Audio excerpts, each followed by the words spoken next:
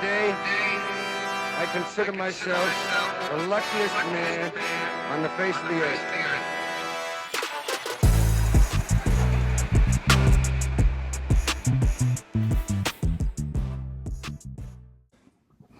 Welcome back to the Pitch Please podcast, the only podcast that's dumb enough to say it out loud.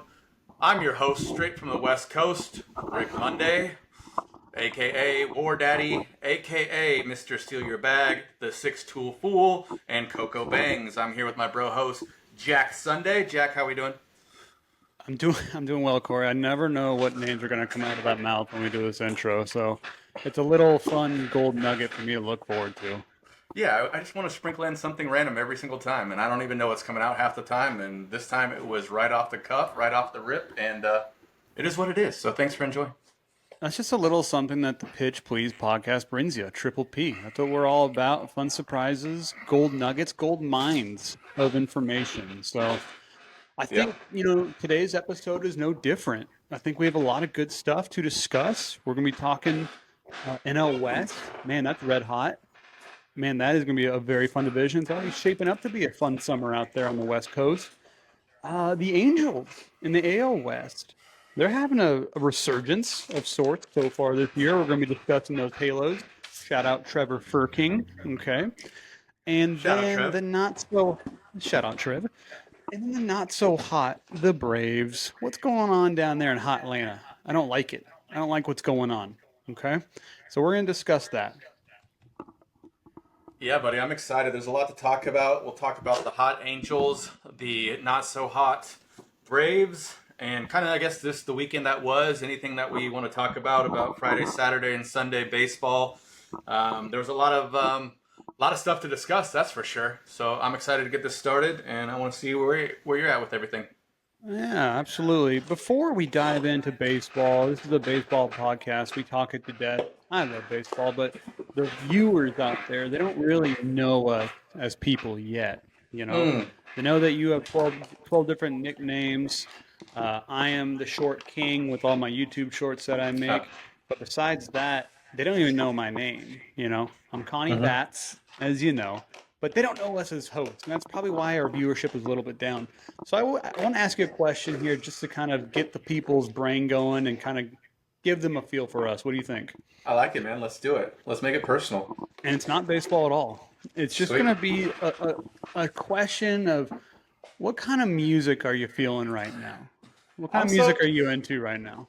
I'm so glad you brought that up, because one thing I was going to touch on, and I didn't know if we would cover it this episode or set it up for an episode down the road, would be like a top 5, top 10 walk-up song for at-bats in Major League Baseball. Or like, hearing what you walked up to when you were playing ball in your illustrious high school glory days, or what the fans might pick when they were playing, And so I'm glad you brought that up. You probably already know what I'm listening to. I probably do. Probably a little bit of Sleep Token. Just a tad bit of Sleep Token. They released 2 songs this month, Emergence and Caramel, not Caramel, Caramel. So if you know, you know. Of course, and that's also the right way to pronounce it. So, but anyways, yeah, if you know, you know. If you don't, go check it out, because you're really missing out on the greatest musicians and the greatest band of all time. Besides that, do they have a new album coming out? Yes, I believe it drops May 6th or May 9th or somewhere around that time. Definitely first couple weeks of May. I know that for sure. Don't know the exact date. So for the listeners out there who are maybe not privy, what is Sleep Token about? What's their vibe? What kind of music genre are they? What makes you like them? Sleep Token, I would say, is a genreless band, meaning there is no genre. They traverse every single one, like literally. Like people say that they are metal, different variations of metal, new metal, prog metal, progressive metal. You can't put them in a box, as you're saying. But you can't, because they do rap, they do hip hop, and the latest song that they did, Caramel, has a little bit of patois, like reggaeton beat to it, which is crazy. They do it all. They're kind of like the musicians band, in my opinion. If you really are a musician and you kind of break down the musicality of instrumentation and bands, you will fall in love with this band and what they're able to do and the talent. And I'll just say that they are supposed to be a anonymous bands. So they all wear masks, and they do that because they want their music to be heard first and not to be judged by their appearance and stuff like that. They want the art to speak for themselves, which I think is pretty cool. Kind of an homage to Slipknot. Totally different band than Slipknot, so don't let that part scare you. And Deadmau5. Yeah, that too. I'm a fan of Slipknot, though. Don't get me wrong. No offense there, Corey. We share kindred names. I'm a big fan. You're super talented. But yeah, Sleep Token's my favorite band of all time. But not the only thing I'm listening to, Connor. I will say it is Coachella Weekend 1 over here at the Homestead in Indio, where I'm at, and I hear that bass just. So yeah, I'm feeling the Coachella vibes. Can you really hear the music from your house? Yeah, it's crazy. It bounces off the mountains next to my house, and we're like 5 miles away. Wow. So I can't imagine what the neighbors who are actually close to the polo fields are feeling, but I don't think they care anymore. They'll probably all just move out for those 2 weekends. Yeah. So you're not partaking in Coachella Fest? Not this year, no. The last 2 years, I think I'm officially retired after going 12 or 13 times in my life. Just too old, too impatient, too judgmental, and just a crusty man now. Would you do another festival instead? Would you do For like sure. a Lollapalooza or Burning Man or something? Probably not Bonnaroo? Burning Man. I don't think I'm there anymore with the Burning Man thing. I don't know if I'm quite the free spirit I used to be, but I would definitely do something else like Lollapalooza or Bonnaroo or whatever else is out there. I just feel so old now. I don't even know what else is out there anymore. Download Festival, I guess, is a big one I heard of. That would be cool. Actually, go to England and do Download Festival, maybe. Never even heard of that. Is that like Glastonbury? Kind of like that, yeah. I know Sleep Token headlined there last year, so.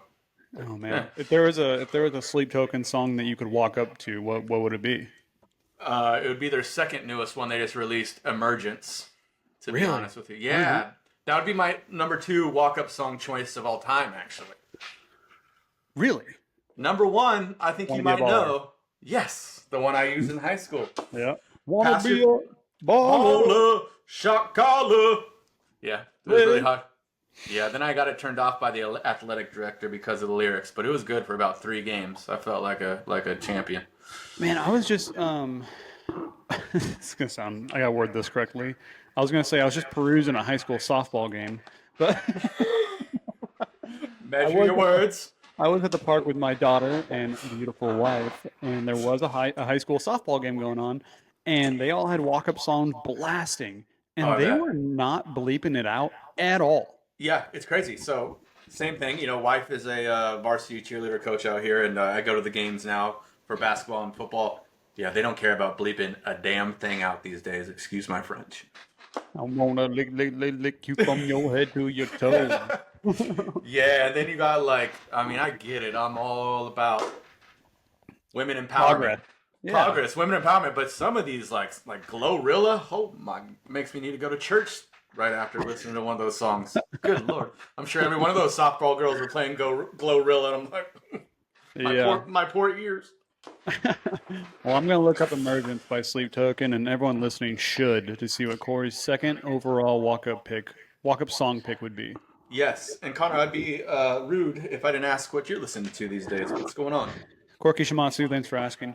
I've been on a strange little, nostalgic of my high school, early college days kick. Yeah, I And get so it.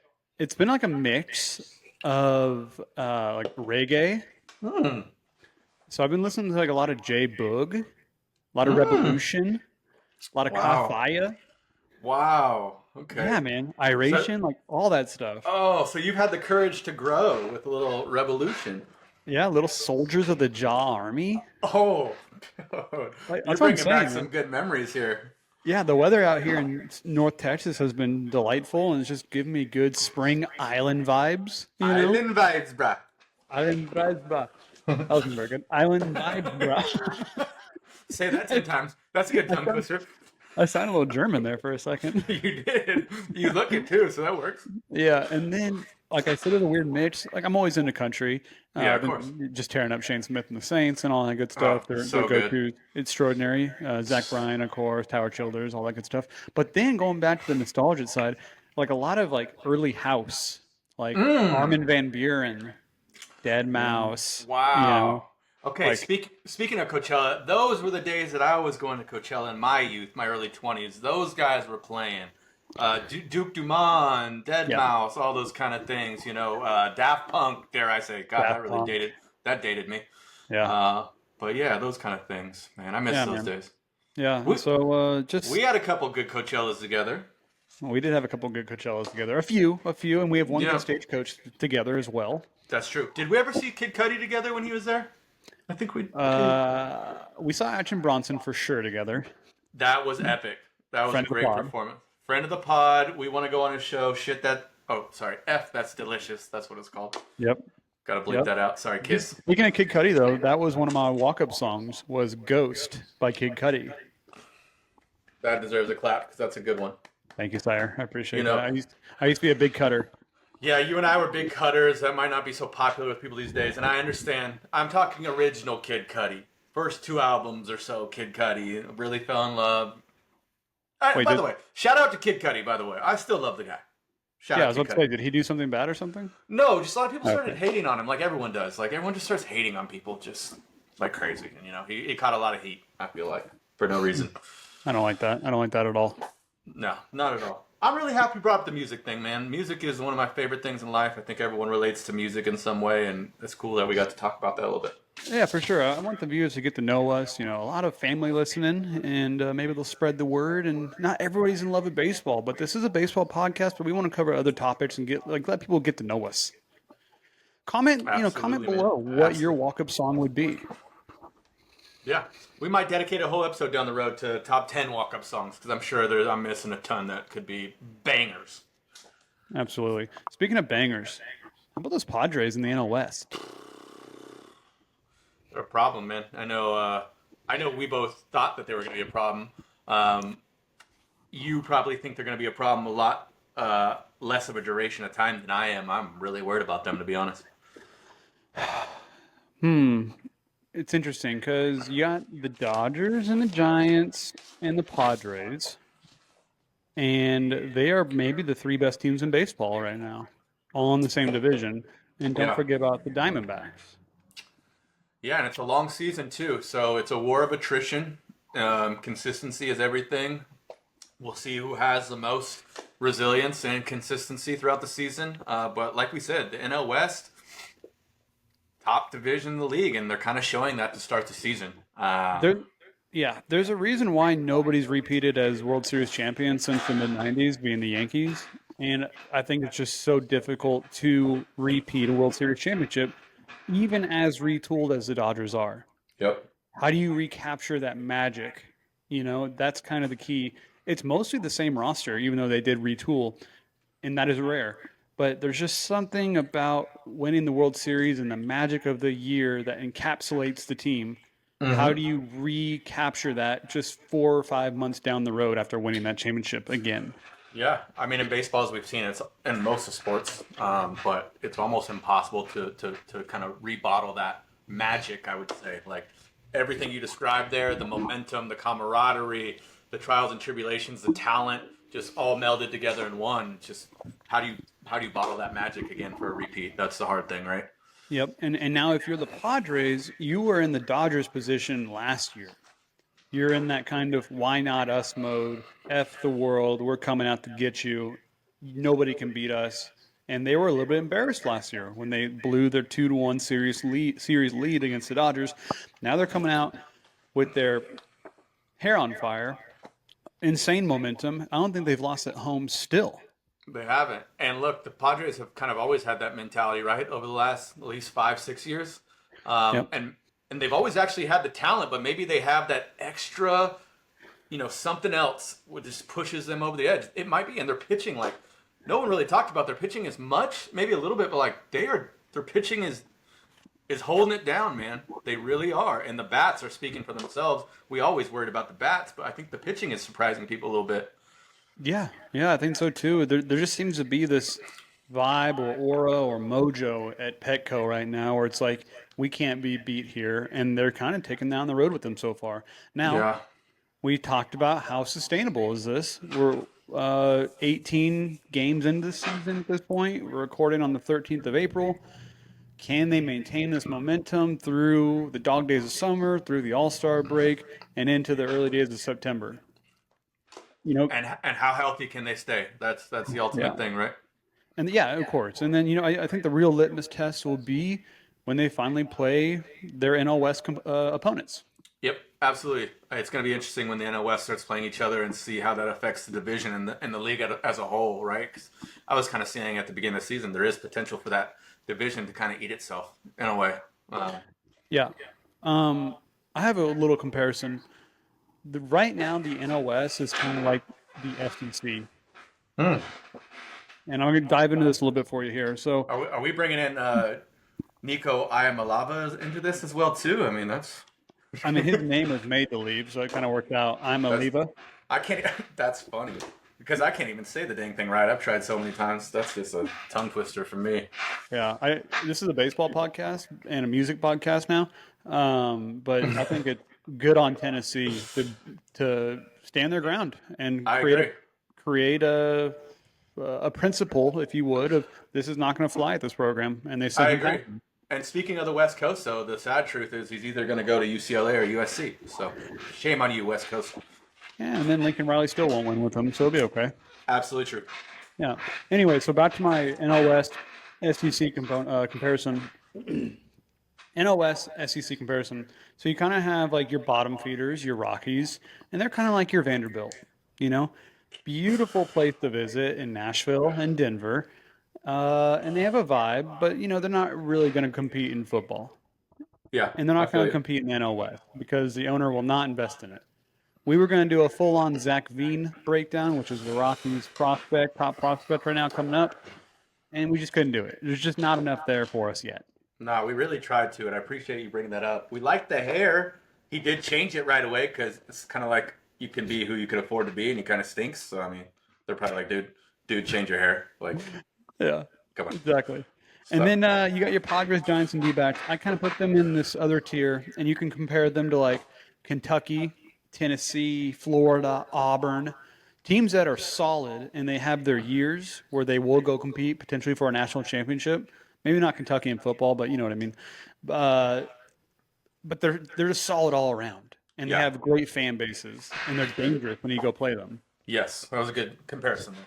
Yeah, and then of course I put the Dodgers on top. I try to be unbiased as possible. They're kind of your Georgia and Alabamas, just blue bloods, almost literally, and they're kind of just the cream of the crop. So that's my SEC NL West comparison.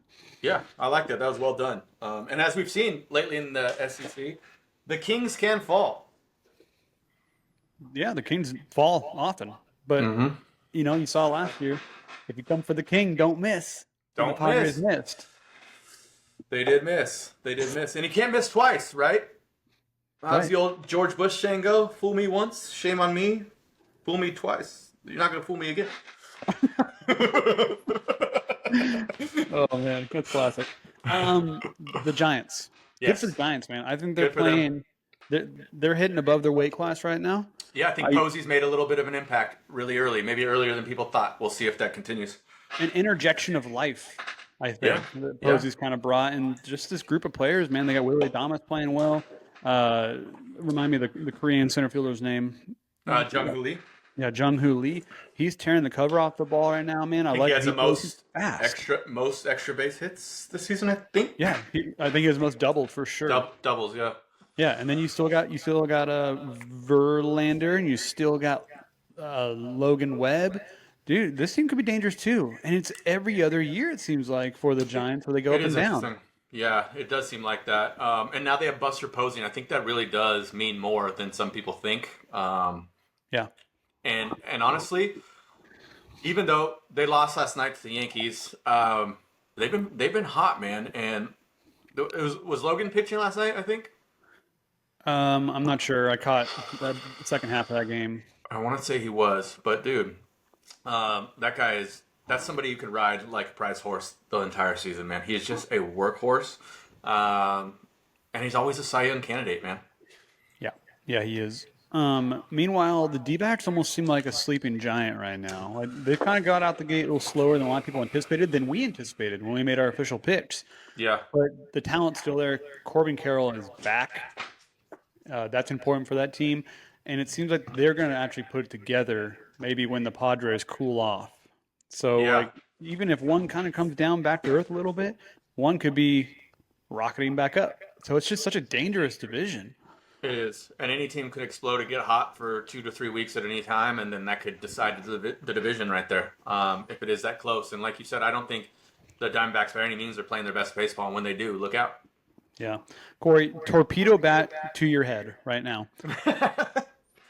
Tell me how the NL West shakes out at this point in the season. Like we're what you know right now. What you know right now. Redoing our preseason picks. No, not redoing it necessarily. Just you've learned a little bit in the past 3 weeks or whatever. Yeah, I feel like I do this every year, and it does work to the Dodgers' ultimate benefit because I have a very unique and perplexing power to jinx all my teams that I root for.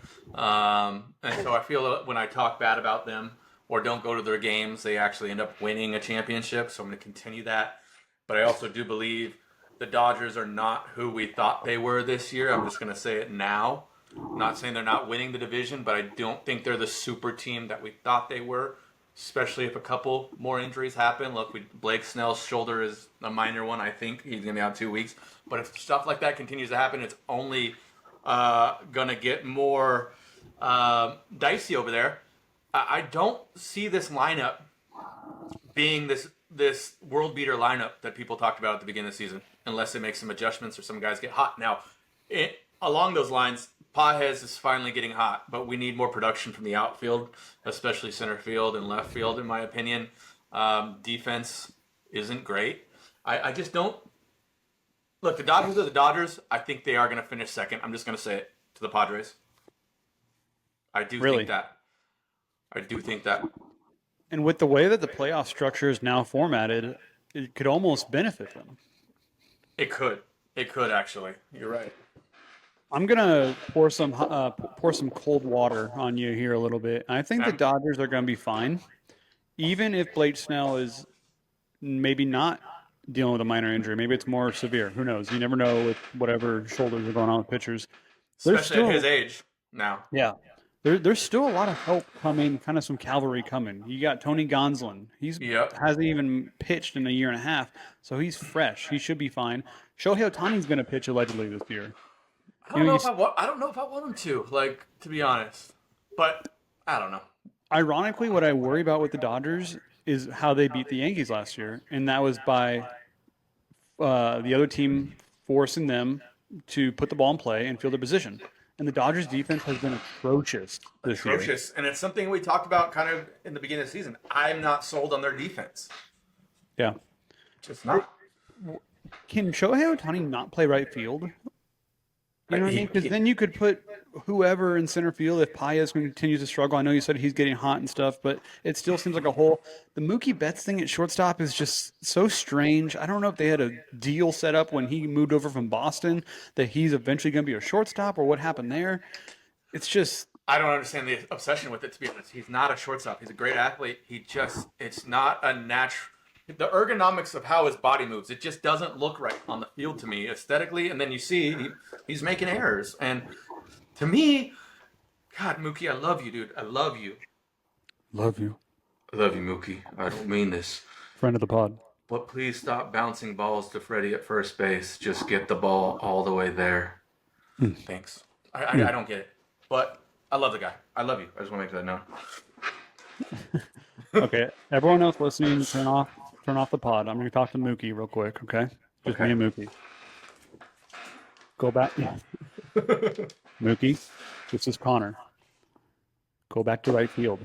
It's okay. It's okay. We love you. Yeah. Okay. Everyone else can come back now.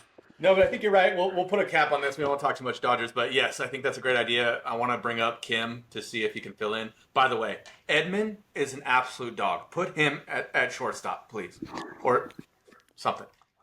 Tommy Edman is a legitimate NL MVP candidate right now. So far, he is. Tommy Tanks is. Dude, that guy's incredible, in my opinion. I mean, that name is not even a joke anymore. I think he's tied for the NL lead in home runs. And he's playing Gold Glove defense, and he plays everywhere, and he's just a freaking steady Eddie Jetty, you know? Yeah, and we know the home run thing won't continue, but, dude, I mean, the guy is just – he checks all the boxes, and he seems to be getting better on the Dodgers. Yeah, he really does, man. He really does. I think he's a legitimate NL MVP candidate this early in the season, and he's carried that over since September of last year. Yeah, one of my favorite players right now. And one thing I will touch on, I'm glad that Freddie's back. I know he struggled a little bit since he's been back. He will get hot. He is that cool, like, stalwart presence. He is the silent leader on the team that kind of makes everything flow normally. And so he'll get hot. The Dodgers will be fine. But I'm serious about what I'm saying. I think the Padres are the real deal this year. I think they're the realest they've ever been. For real, for real. Shout out Gaslamp. Shout out Gaslamp District, man. Interesting. Well, it's going to be a fun division to watch. I know that you're going to be tuned in, locked in. Locked in, baby. All right. Talk about the Angels real quick in the AL West while I get my charger plugged in. Yeah, let's do it. So, honestly, guys, the Angels would have been a big, big surprise, obviously, this year. And I'm happy to see it because I've always been a big Mike Trout guy. And just to see Mike getting back to being a, kind of a centrifuge piece of this team again, being healthy, especially at the age he's at, the team deserves it. I hope it continues. Kyron Paris, man, he's kind of a name on the town right now. Changed his batting. They say he's completely changed his batting approach to mimic Aaron Judge. Seems to be working. I didn't know much about the guy before that, but I hear that, based on his stats, he's a totally different player the first 2 weeks of the season. Again, we'll see if that continues, but I'm happy for Anaheim, their fans, and the hot start that they're on so far. I am very thrilled as well. And episode 1 of the pod, how the West will be won, we were not very thrilled with how the Angels were going to be, as was most of MLB fans out there, right? And that's what the French would call les incompetents, okay? And that is why... Shout out David Stern. Shout out David Stern from Home Alone. Les incompetents, yes. Because nobody knew that Kyron Paris was coming up to tear the cover off the ball. That's right. Joe Adell, he had 2 home runs in 1 game against the Rays. He's kind of playing like that 10th overall pick should be playing at this point in his career. A lot of talk about him. I don't like it, but now he's playing like an all-star. You love to see that. Logan O'Hoppe, hammering balls. We talked about this. You're swinging the shillelagh. Exactly. What is Schnell's first name? I don't know, but I like Chanel. They have a lot of French guys, it seems like. Chanel. Yeah, they got omelette du fromage over there, man. I'll tell you what. Yeah. You know what we typically say? I don't know, Harry. The French are assholes, but this team seems to be onto something here. We do love crepes, and I hope it continues. The Angels are 9-5. 9-5, and nobody saw that coming. And the Braves are 4-10. So it's like kind of an upside down world right now in the little pieces of the MLB. But I'm here for it when it comes to the Angels, man. I want to see them be good. The baseball in California right now is off the charts. Dare I say it again? West Coast, best coast. You do say that. Angels 9-5, and they're competing right now in the AL West with the Rangers. Rangers are off to an interesting start. They have the negative run differential, but they're still winning ball games. So what are they going to do? They just got their Josh Young, although it's spelled Josh Jung, back. Yeah. And he's like one of their guys. And since he came back, the entire lineup is hitting better. The squad's hitting better. Corey Seager off to his notoriously slow start, but now he's hitting ding-dongs left and right. That's what Corey's do. We're slow starters, but then we come on strong and dominate. I'm not worried about Corey Seager. I'm not saying the same thing about the Rangers, to be honest, but I'm not worried about Corey Seager. I think they need to watch out for these Angels, man. I think it could be maybe a 2-horse race with the Angels and Rangers. I would love that. You know what's funny? I know I've mentioned this a couple times, but it just keeps coming on MLB. Was it MLB Network? No, that's Ferris Bueller's Day Off. Great movie. That was on yesterday on MLB Network. But Angels in the Outfield came on last night while I was laying in bed, going to sleep. And I was like, I'm going to watch this thing. And it was very apropos for what the Los Angeles Angels of Anaheim are doing right now in the baseball world. I'm excited for that franchise. If they can keep it going, man, those fans have been through it. Absolutely gone through the ringer, and they've stayed loyal. You don't see too bad of an empty stadium out there. Granted, the weather's better than places like Chicago for the White Sox and stuff like that, where the stadium is looking bleak. But the fans have hung in there with even with ownership challenges with Artie Moreno and stuff like that. They deserve a good season, man. Because when Anaheim gets rocking, it can be a really really fun venue for baseball. And you know what? Mike Trout deserves it. The fans deserve it. I am hot and bullish on the Halos. Me too. I might even buy like an Angels hat. I used to have a couple and I don't have one, so I'm that bullish on them. And for the people out there, you know, in the Midwest or on the East Coast who haven't been to Anaheim and that surrounding area, I definitely implore you to get out there, man. Like Irvine, Newport Beach, Huntington Beach. It's a beautiful part of California. That area deserves better baseball, and they've been hurting for a while, like you said, Connie. So just to get that area rocking, it'd be a good time. Yep. Ron Washington has these boys playing real well. He's Yep. kind of an ultimate players coach, and Yeah. I think they're having a lot of fun right now in Anaheim / Los Angeles. The home runs, they're putting the LAFD fireman helmet on the guys and stuff. I did Can't see beat that. that. That's super cool. And you and I, having a dad who's a retired firefighter, that's super cool to see. And it's a nice little home run celly, that's for sure. Yeah, we backed the red, and I'm backing the red right now at the Halos too. Absolutely. We've always been a red guy, and I like red sports teams, and there's nothing not to like about the Halos right now. So I want to see them keep it going. So bullish, very So bullish. baby. Yes. Okay, what I'm not bullish on, Corgi, is hot Atlanta and the Braves. What Oh, happened? What happened? I thought you were gonna say the stock market, but yes, the Braves. Yeah, Yes. Man. not good, Corky. No, but Spencer Strider is going to be coming back, and he's fanning them down on his rehab tour right now in the minors. So don't count him out. We know what he can do. Austin Riley's getting a little bit hot. Finally, he had a very rocky start to the season. Listen, Ozuna is still Ozuna. He's one of the scariest people in baseball to me. But the team is not putting it together as a whole. We know Acuna's not back, so we'll see they're definitely missing some pieces.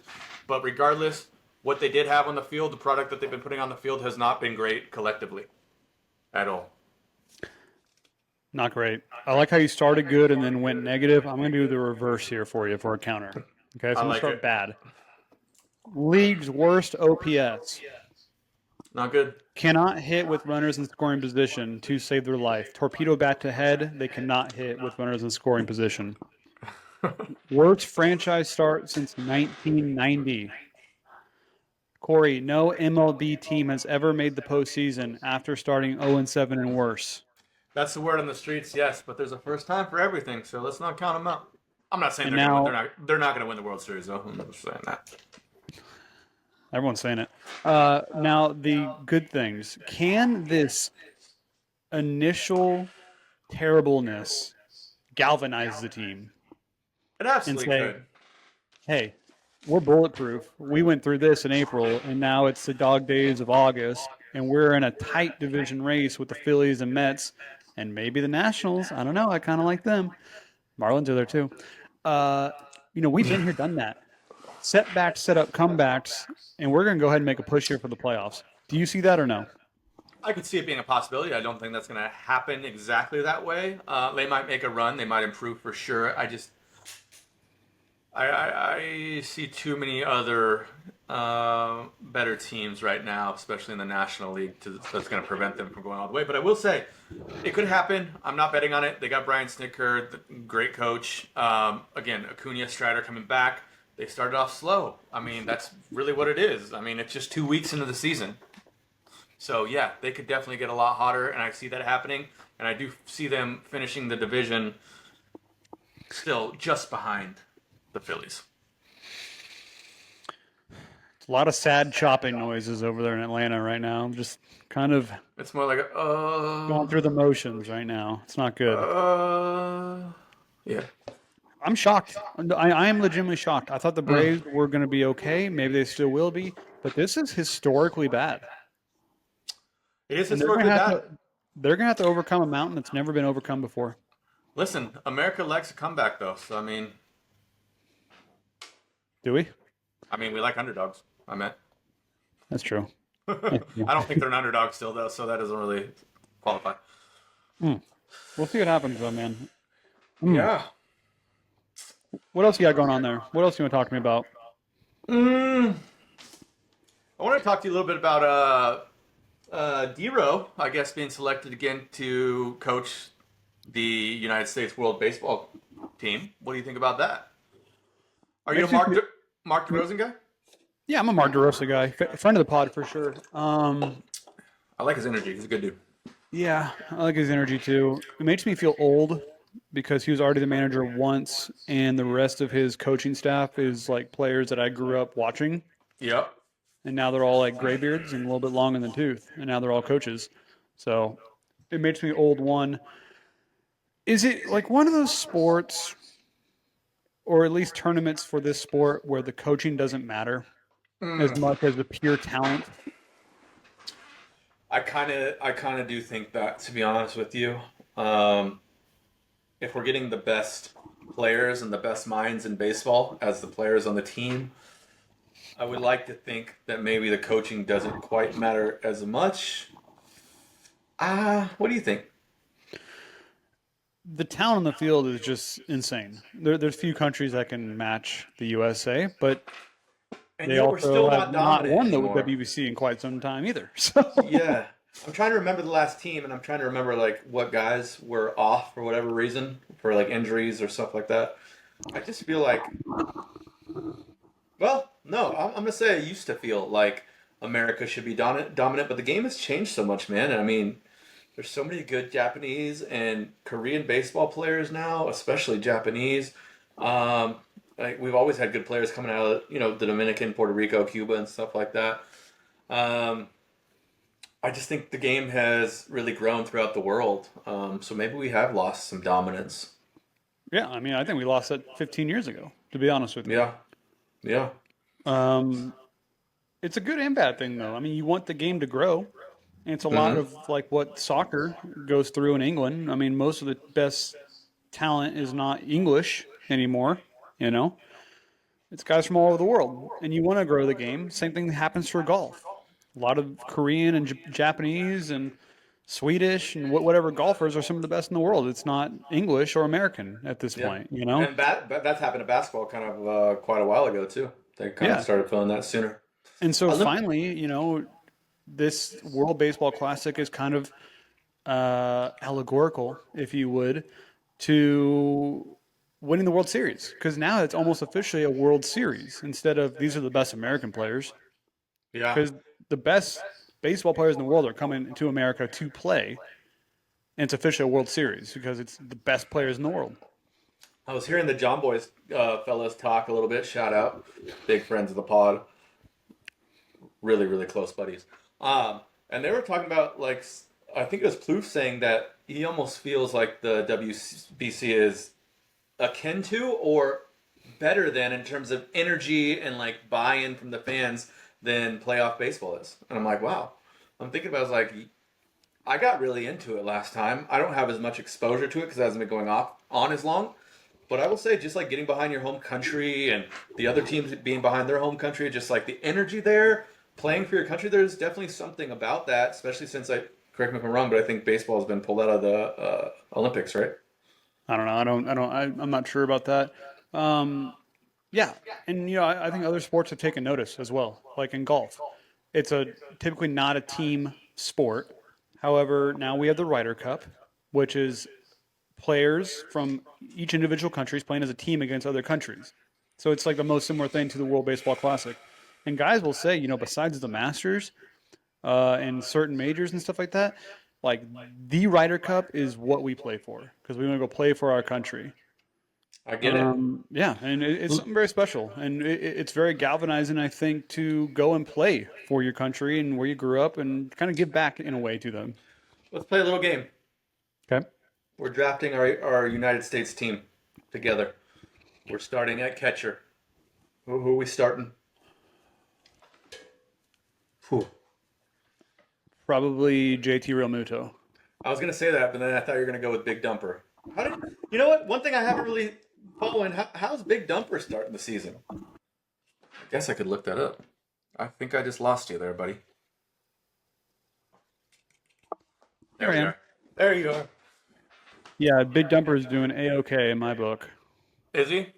So you're going with JT. JT's what, 33, 34? Isn't he older?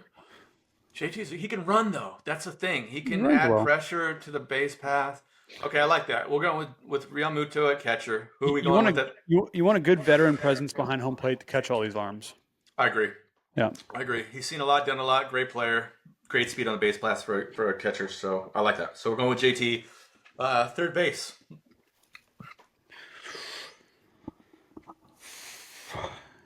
Oh, Machado. I was going to say. He's American, right? I'm going Manny. Yeah. Yeah. Machado. Manny Machado. Shortstop. Mookie Betts.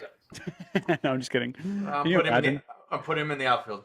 Can you imagine? Probably Trey Turner. I was going to say Trey Turner. Second base. This is always a tough one at second base, dude. Yeah, you're the second baseman by trade, so I'm about to give you that one. What's up with second baseman always just getting... They're like the redheaded stepchild of a baseball team, I feel like. They really are. They're a disadvantaged population. No, I was going to do Ketel Marte. He definitely was not born here, was he? No, neither was Jazz Chisholm. It was Jazz. Damn, man. Who plays second base? Regularly. Like, who plays regularly these days? That's the thing. Let's come back to second base. Yeah, we're coming back to second base. First base, I got Freddie. Of course you do. What do you mean, of course I do? Look at the stats. You just gave me spit about Real Muto being 33, 34. I talked my way through, and I said that was a great choice at the end of the day. I agreed with you. All right. I am going to go Pete Alonso. I can see that. That works. Okay. We'll disagree there. We're going to left field now. Left field. Can I put Corbin Carroll out there? Sure, you can if you want. Is that who And you're so doing? are you. No, I'm doing Duran. God, you love Jaron Duran. I'm a Durantula. Center field. Aaron Judge. Yeah. I was gonna either do that or I was gonna put Kyle Tucker there, but Yeah. I'll enter whoever wants to play whatever position. But I put in Kyle Tucker. I got to get his bat in the lineup. That guy is raking. Yeah, he is raking. Maybe he can play some second base for us. Yeah, maybe. Shoot. But seriously, like, who would play second base? Mookie. I'm putting Mookie at second. I'll put Mookie at second, and I'll put Kyle Tucker at right. I like it. I like that. And now, who's starting on the bump? The Skiing Dream? Yeah, for Me sure. too. The fight in Olivia Dunes, for sure. Part 2. Part 2. Are we doing bullpen, or is that really boring? I don't think we'll just do a closer. Yeah, we'll just do Tanner Scott. I was going to go Mason Miller. Oh, yeah, he's such a horse. A But quick dude- bench. Two guys on the bench. 2 guys on the bench. Our guy, PCA. He can't hit, though, man. He's just Yeah. going to be a runner. Yeah, we need a pitch runner at all times. Okay, PCA for sure. That's a good one. You And got then one now. you chose PCA. I'm going to go with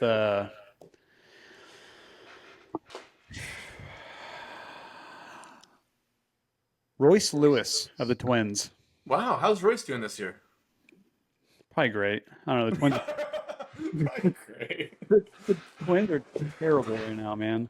Yeah, shout out again, Trevor Plouffe, man. And I think you picked them to win that division, didn't you? I did pick that. I did pick them to win the division, Corey, and a lot of my picks are not looking too good right now. But it's early. It is early. That's what we really got to remember. Like, what do the other podcasts do? It's about overreactions, but we're definitely doing overreactions. These are all definitely overreactions right now, and you're Okay. welcome for it. Yeah, I like that. Well, hey, this has been a great episode, and so Yeah. I'll probably do my send off by saying, "We're out of here," and you do your little thing. And Have a great Sunday, everyone, and go. And And listen to Resurgence by Sleep Token. go. Correction, emergence. What did I say? Remergence? Resurgence, I think he said. That'll probably be on the album too. It probably will be. Drops May 9th or something like that. Also, check out Caramel. You really haven't heard those songs? No, I swear. But is caramel as sweet as you are? No, it's sweeter. But thank you. Oh, But it's that's nice. Sunday, buddy. Check out those songs. I think you'll really like Caramel, to be honest. I think you'll like Caramel better. There you go. And go check out Adeline by Shane Smith and the Saints. Dude, love them. Shane, call me. Call me. Call me Shane. Shane Bieber. All right, we are out of here. Have a great Sunday, everyone. Rory wins the Masters, by the way.